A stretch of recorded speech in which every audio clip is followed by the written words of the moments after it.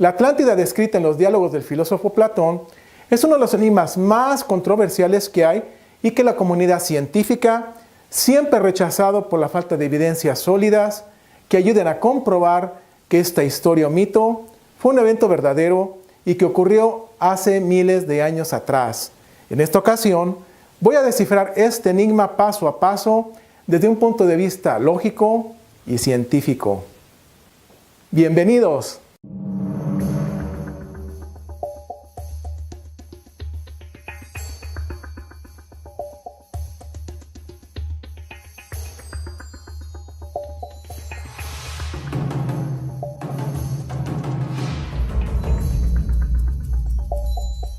Hola, yo soy Mario Bercia y una vez más te doy las gracias por visitar mi canal y también por suscribirte a él, ya que esto me motiva para seguir haciendo más videos.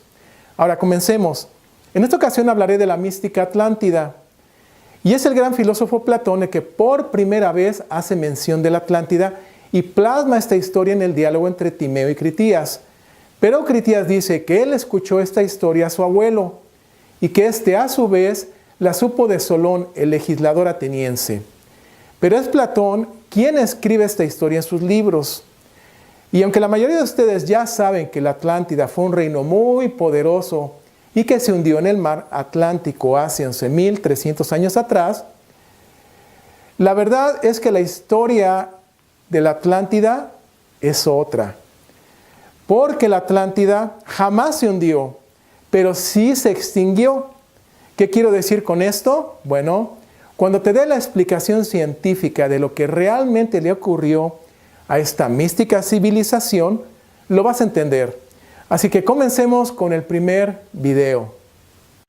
La Atlántida, descrita en los diálogos del filósofo Platón, es uno de los temas que más han apasionado a la humanidad, el cual ha sido motivo de inspiración para autores de libros, directores de cine, series de televisión y documentales, donde más de uno ha dejado volar su imaginación, proponiendo teorías tan fantasiosas y llenas de ficción que caen en lo absurdo e ilógico. Porque han habido investigadores y autores de libros que han sugerido que la Atlántida se encuentra hacia el este de las columnas de Heracles o Hércules, en el mar Mediterráneo, cuando los textos de Platón indican que la Atlántida está en la dirección opuesta, hacia el oeste, en el mar Atlántico. Para comenzar a descifrar este enigma, debemos poner mucha atención en la ubicación de la Atlántida que nos da Platón en sus textos, para evitar confusiones. El diálogo entre Timeo y Critías dice que la Atlántida se encuentra después de las columnas de Hércules, hacia el oeste en el mar Atlántico. Las columnas de Hércules también se conocen hoy en día como el Estrecho de Gibraltar, pero Platón no indica en sus diálogos a qué distancia o cuánto tiempo debe uno navegar para llegar a la mística Atlántida. Espero que con el video anterior haya quedado bien claro que la Atlántida se encuentra en el mar Atlántico, hacia el oeste de Portugal o España, rumbo al continente americano. Ahora, para descifrar el misterio de la Atlántida, debemos comenzar por lo más básico, que sería el determinar cuál era la superficie territorial que tenía esta isla continente. En los textos de Platón dice que la Atlántida era más grande que Libia y Asia reunidas. Pero, ¿qué significa eso? ¿O cómo podemos tener una idea clara y precisa de lo que nos está diciendo Platón? Bueno, pues lo más correcto sería que nos trasladáramos a la antigua Alejandría y usáramos los mapas que existían en la época de Platón. Y los mapas más apropiados para esta investigación son los elaborados por Eratóstenes de Alejandría y el de su discípulo Ptolomeo. Estos mapas nos darán la respuesta que estamos buscando. En el mapa de Eratóstenes podemos ver que Libia está en el norte de África y en aquella época Libia tenía una superficie territorial de casi una cuarta parte de África y Asia está representada casi con la misma superficie geográfica que conocemos hoy en día. La superficie territorial de Asia es mayor a los 40 millones de kilómetros cuadrados. Ahora, Pasemos a revisar el mapa de Ptolomeo, que es más exacto y preciso. En este mapa podemos ver que la superficie territorial de Libia es un poco más grande que la representada en el mapa de Eratóstenes, y Asia tiene una superficie geográfica que es muy similar a los mapas que conocemos hoy. Con esta información ya podemos concluir que la Atlántida no era una simple isla, sino que era un continente con una superficie geográfica mayor a los 40 millones de kilómetros cuadrados. Después de ver estos mapas que nos ayudaron a saber cuál era la correcta superficie geográfica que tenía la Atlántida, podemos concluir que sería muy absurdo el pensar que la Atlántida se encuentra en el mar Mediterráneo, porque el mar Mediterráneo es demasiado pequeño para que la Atlántida pudiera estar ahí. Más adelante voy a utilizar otro mapa que nos ayudará a encontrar la correcta ubicación de la Atlántida. Por ahora debemos continuar con nuestra investigación.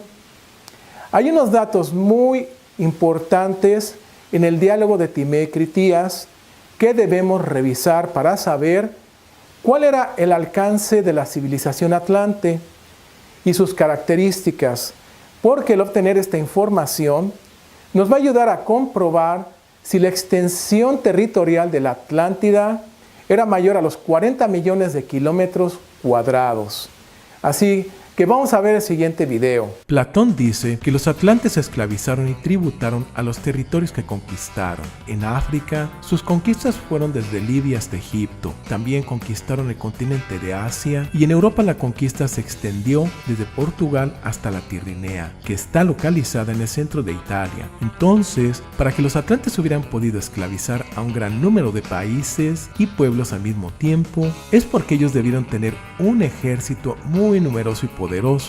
Platón nos da suficiente información que nos ayudará a determinar cuántos soldados tenía a su disposición los atlantes. A continuación, veremos las dimensiones del gran poderío militar atlante y analizaremos las características más importantes que tenía la Atlántida.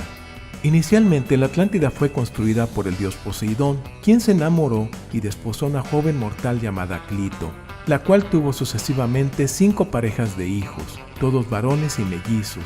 Poseidón creó un recinto inaccesible para su esposa y dividió la Atlántida en 10 partes o provincias, dando una parte a cada uno de sus hijos, pero dio al hijo mayor de los primeros gemelos la estancia de su madre, que era la más grande, rica y vasta. También el hijo mayor lo hizo rey de todos sus hermanos, y a este primer rey le puso el nombre de Atlas. La familia real de la Atlántida poseía la riqueza más grande e inmensa que ningún otro rey ha visto jamás. En la Atlántida había un gran número de bestias domésticas y salvajes, como elefantes, toros, caballos y bestias de carga. Además, estas tierras tenían bosques, llanuras y pantanos que abastecían de suficiente comida a todos sus habitantes y animales. En los textos de Platón dice que la provincia capital estaba planificada en divisiones. Cada división tenía una extensión de 100 estadios y había 60.000 de estas divisiones en la provincia capital, sin contar a los habitantes de las montañas, y cada división territorial debía elegir a un jefe. En tiempos de guerra, el jefe de cada división debería proporcionar lo siguiente: una sexta parte de un carro de guerra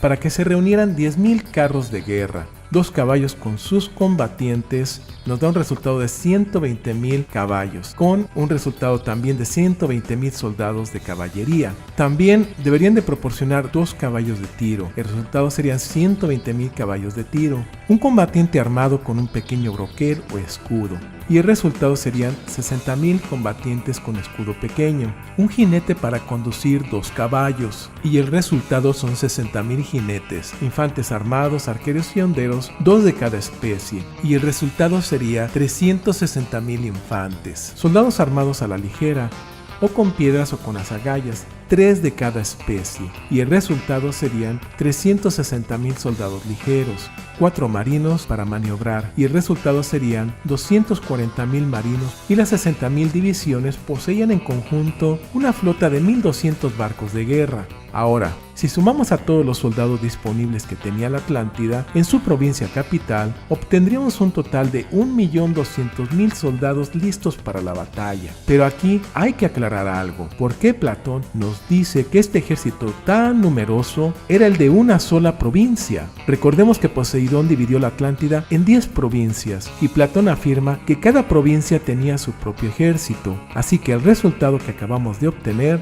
debemos multiplicarlo por las 10 provincias para obtener el número total de combatientes que tenía la Atlántida a su disposición, y el resultado de toda la infraestructura militar atlante es el siguiente: 12 millones de soldados, 1.200.000 caballos para caballería, 1.200.000 caballos de tiro, 100.000 carros de guerra y 12.000 barcos de guerra listos para la batalla. En otras palabras, el poderío militar que tenían los atlantes era tan grande que si juntáramos a los soldados activos que tiene China, Rusia y Estados Unidos, el resultado sería de solo 6 millones de soldados, la mitad de guerreros que los atlantes tenían a su disposición. Después de ver el video anterior, podemos afirmar que los atlantes poseían un ejército suficientemente grande para poder conquistar todo el territorio que menciona Platón en sus textos. Además, estamos corroborando que la Atlántida no era una simple isla de tamaño mediano o grande, como muchos investigadores han propuesto, sino que la Atlántida debió tener una superficie geográfica mayor a los 40 millones de kilómetros cuadrados, porque solamente teniendo un territorio tan extenso, es como los atlantes hubieran podido obtener los recursos materiales y humanos para reunir un ejército tan enorme. Posiblemente también debes de estarte preguntando, ¿por qué estoy haciendo todo este análisis? Y la razón es porque todo lo que acabamos de ver en el video nos va a ayudar a entender cuál era la correcta ubicación de la Atlántida. Ahora voy a utilizar el mapa de la Pangea, que nos indicará el lugar exacto donde se encontraba esta isla continente en el siguiente video. La Pangea fue el supercontinente que existió al final de la era paleozoica y a comienzos de la mesozoica, que agrupaba la mayor parte de las tierras emergidas del planeta. Se formó por el movimiento de las placas tectónicas hace unos 300 millones de años y unió a todos los continentes anteriores en uno solo. En ese gran supercontinente, los animales terrestres habrían podido emigrar libremente de un extremo a otro. Posteriormente, hace unos 200 millones de años, la Pangea comenzó a fracturarse y disgregarse hasta alcanzar la situación actual de los continentes, en un proceso que aún continúa.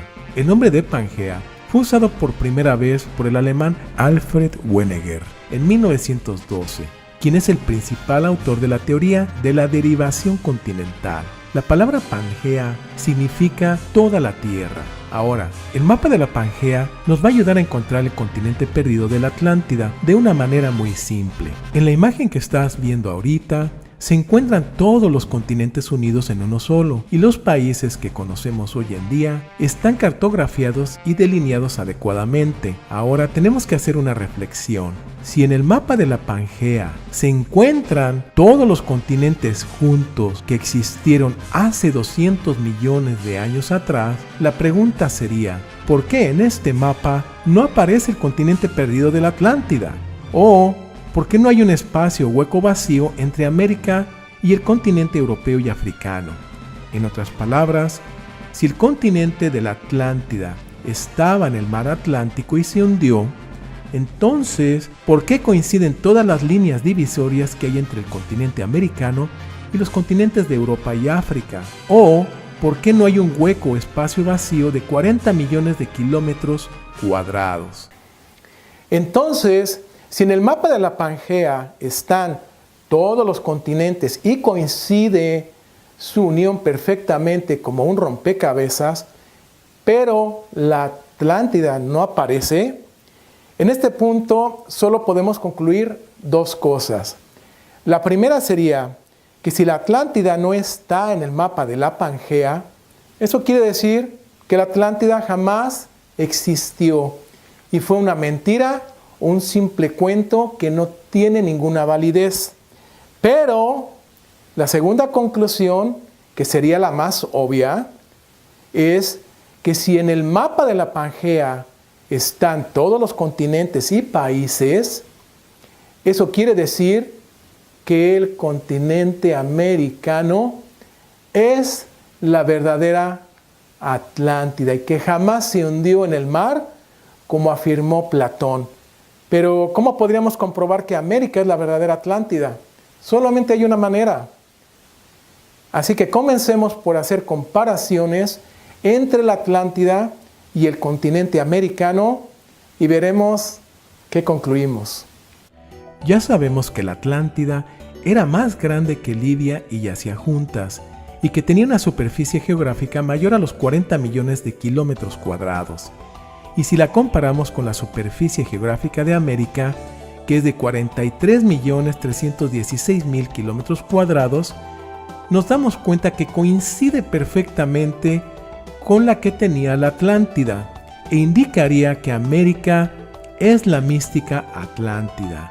Pero necesitamos hacer más comparaciones para dar una conclusión más válida. En los textos de Platón dice que en la Atlántida había llanuras, montañas y pantanos. Esta descripción también coincide porque en América hay llanuras, montañas y pantanos. Pero ¿qué hay de los animales que habitaban en la Atlántida? Porque Platón dice que había elefantes, caballos, toros, bestias de carga, animales domésticos y salvajes.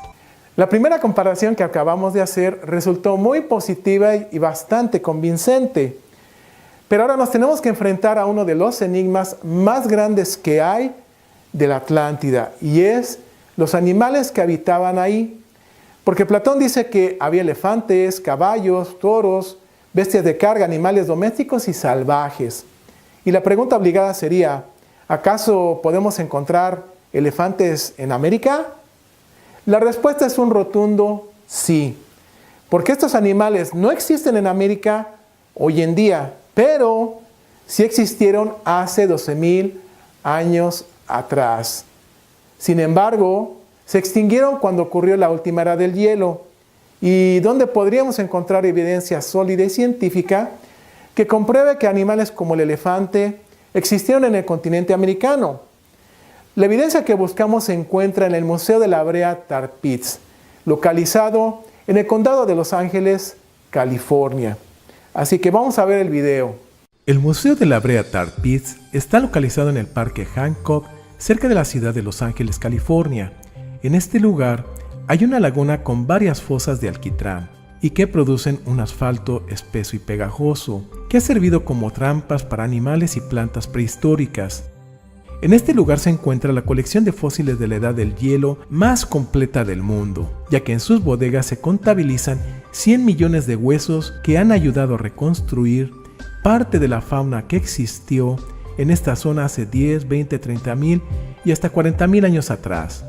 A la entrada del museo se encuentran dos estatuas de leones que dan la apariencia de que uno está visitando un museo de África y no de América, pero dentro del museo las sorpresas aumentan. Para cualquier lado que uno observa, ahí se encuentran fósiles completos de mamuts, mastodontes que son muy similares a los elefantes asiáticos. También hay camellos, leones, búfalos de cuerno largo, caballos y cebras, o caballo nativo de América, tigres, dientes de sable y muchas otras especies de animales. Pero después de 2 horas recorriendo este museo, las preguntas obligadas aparecen. ¿Cómo llegaron estos animales a América? ¿Acaso ellos también atravesaron caminando el estrecho de Bering congelado junto con los humanos? ¿Por qué los animales como el león, búfalo de cuerno largo, camellos, el mastodonte elefante americano se extinguieron y los de África no?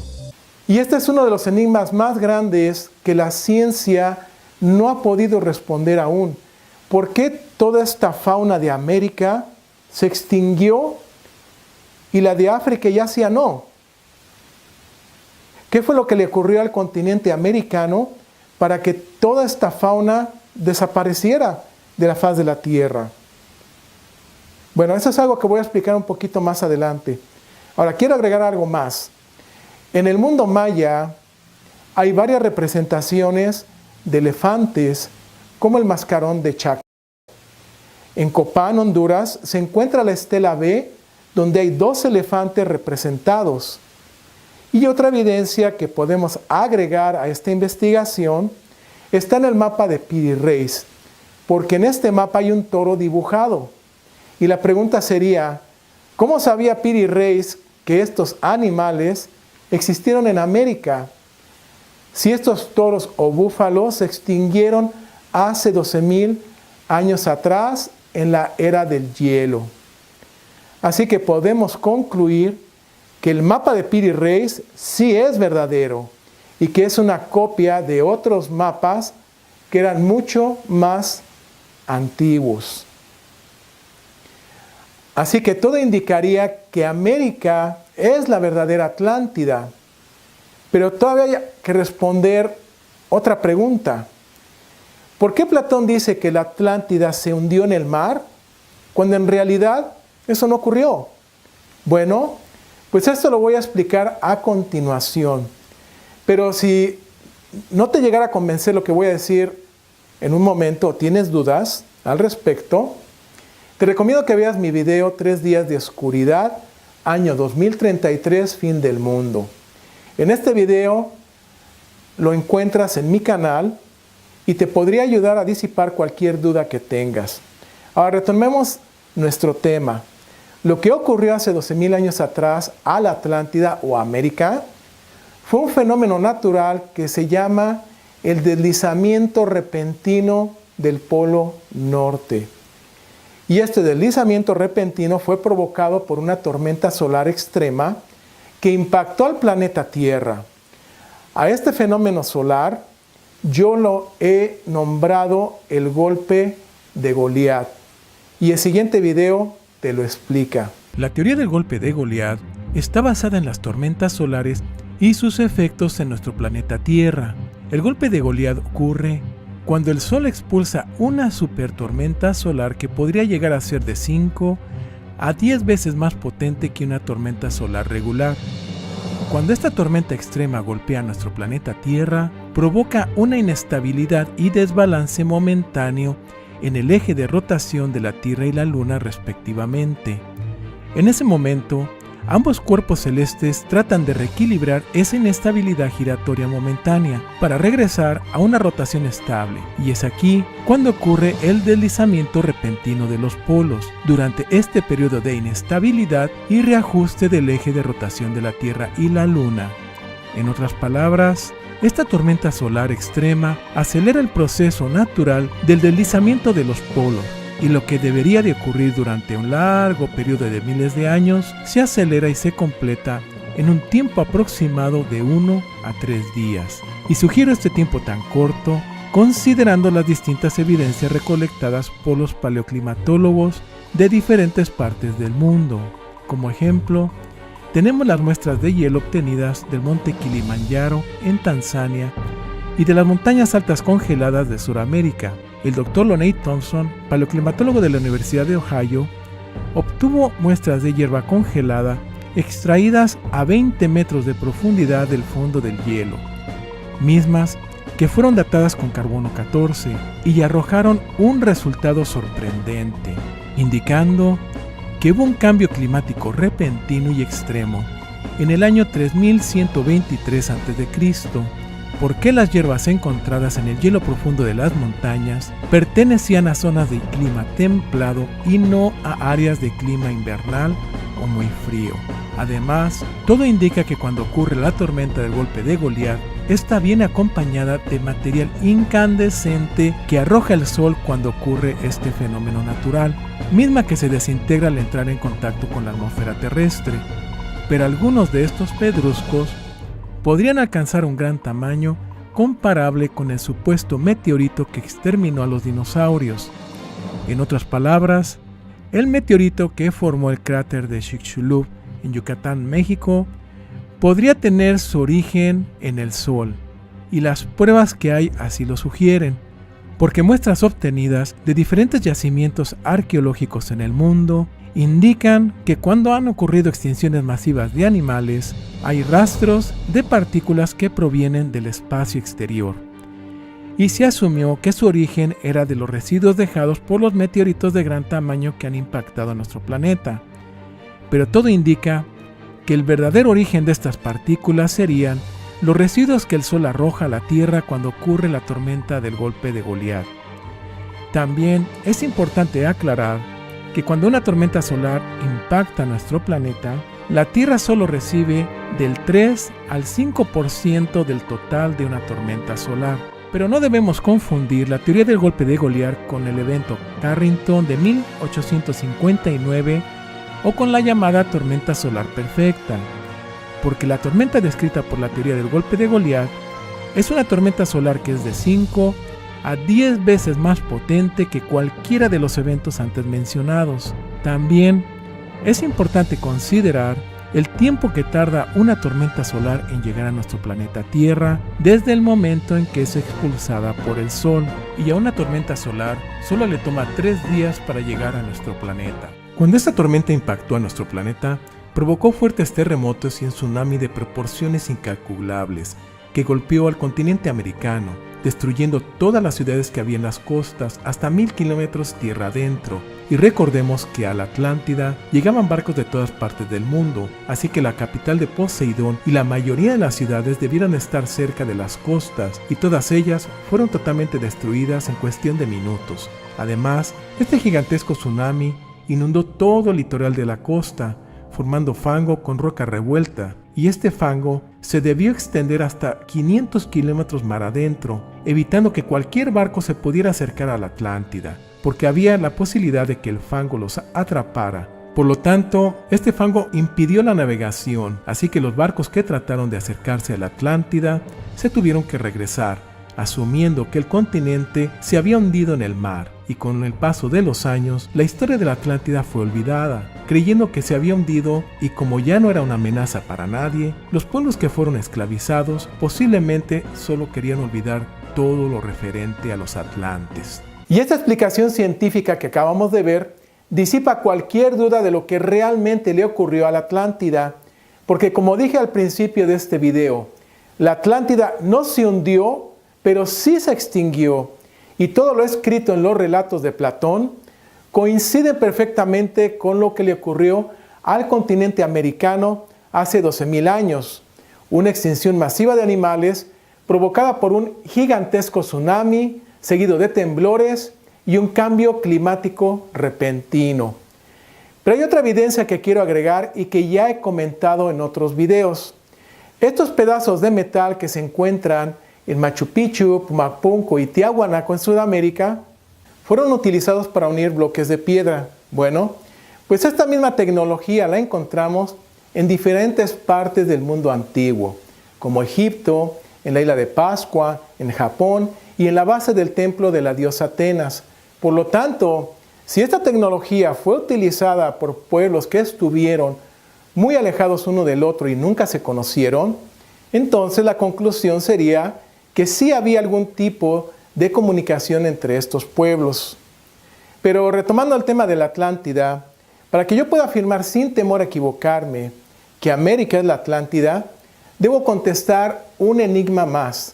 Porque si los atlantes tenían un ejército de 12 millones de soldados, eso quiere decir que en América ya existían humanos desde hace unos 100.000 años atrás. Y supuestamente los primeros humanos que emigraron de Asia lo hicieron hace 12.000 años, según lo indica la teoría Clovis. Entonces, la única manera de poder resolver este enigma sería si solamente se encontrara evidencia científica que demostrara que había humanos en América desde hace 100.000 años. Bueno, pues esta evidencia sí existe, y no de una datación de 100.000 años, sino que hay evidencia sólida que demuestra que ya había humanos en América desde hace 250.000 años atrás. La persona que encontró esta evidencia es la arqueóloga Virginia Steele McIntyre. Ella, junto con un grupo de arqueólogos, hallaron en un yacimiento que está localizado en Hueyatlaco, Valsequillo, Puebla, restos arqueológicos de herramientas y puntas de flecha que indicaban la presencia de humanos que cazaban en esta área desde hace 250.000 años. Pero los problemas comenzaron cuando esta arqueóloga publicó sus resultados ante la comunidad científica, porque ellos no solo lo rechazaron, sino que ellos acusaron a Steele McIntyre y a su equipo de trabajo de haber sembrado esta evidencia para obtener fama, y lo que ocurrió después es muy irónico, porque el Museo Nacional de Antropología e Historia de México ordenó el cierre inmediato del yacimiento sin ninguna explicación. Así que debido a este hallazgo, que es muy importante y que solo se comenta en algunos libros o en reuniones privadas, le voy a dedicar mi próximo video, ya que esta evidencia es un descubrimiento muy importante que no debe ser ignorado. Y por último, para terminar con el tema de la Atlántida, voy a contestar una pregunta que a lo mejor algunos de ustedes se deben de estar haciendo. Y es que si América es la Atlántida, entonces, ¿qué ocurrió con todos los conocimientos y sabiduría que tenían los atlantes? Bueno, pues Platón nos responde esta pregunta. Él dice que el principio divino del dios Poseidón se fue diluyendo cuando sus descendientes se siguieron casando con mortales. Y todas las virtudes que tuvieron Atlas y sus hermanos en un principio se fueron desvaneciendo y sus descendientes comenzaron a rechazar las leyes que habían recibido en un principio y no respetaron el principio divino, dando paso a la ambición, injusticia y todos los placeres mundanos que los primeros atlantes siempre rechazaron. Entonces la divinidad castigó a los últimos descendientes atlantes, destruyendo la Atlántida y dejando con vida solo a los más ignorantes que vivían en las montañas, para que comenzaran otra vez una civilización desde cero. Pero aunque no lo creas, si hay evidencia física de lo que dice Platón. Quiero mostrarte unas fotos y pon mucha atención en lo que vas a ver. En esta imagen de Machu Picchu, Perú, quiero que la analices y me digas qué tiene de extraño. Porque aquí hay algo que no coincide a simple vista. En esta pared se utilizaron dos diferentes tipos de tecnología para construirla. En la base tenemos una tecnología avanzada con bloques de piedra que fueron cortados con tanta precisión que no cabe un alfiler o una navaja de rasurar en la ranura que hay entre los bloques. Pero si continuamos hacia arriba, ¿qué es lo que se ve? Solo piedras apiladas. En otras palabras, esta ciudad se construyó originalmente con tecnología avanzada y luego una civilización que no tenía ningún tipo de conocimiento o tecnología, la habitó de nuevo y la reconstruyó solo apilando piedras. En otras palabras, no fueron los incas quienes construyeron esta ciudad. Cuando ellos llegaron a Machu Picchu, esta ciudad ya existía, pero estaba abandonada y ellos simplemente la reconstruyeron, porque la evidencia arqueológica que se ha encontrado en esta ciudad en nuestros días no indica cuándo fue construida. Esa evidencia solo nos dice cuándo fue habitada por última vez y no responde quiénes fueron los constructores originales de este pequeño recinto. En otras palabras, si quisiéramos saber la fecha exacta de su construcción, se deben hacer estudios de tipo geológico y no de carbono 14, porque la prueba de carbono 14 tiene límite de 50,000 años. Así que, resumiendo, todo indicaría que la historia de América no está totalmente contada y tenemos que reescribir algunas cosas. Bueno, yo aquí termino el video, pero no me voy sin antes darte mis conclusiones. Y en esta ocasión solamente voy a dar una sola conclusión y que es definitiva. La conclusión es la siguiente: América es la Atlántida, te guste o no. Bueno, muchas gracias por ver el video, espero que te haya gustado. Yo soy Mario Bercia y nos vemos hasta la próxima. Gracias.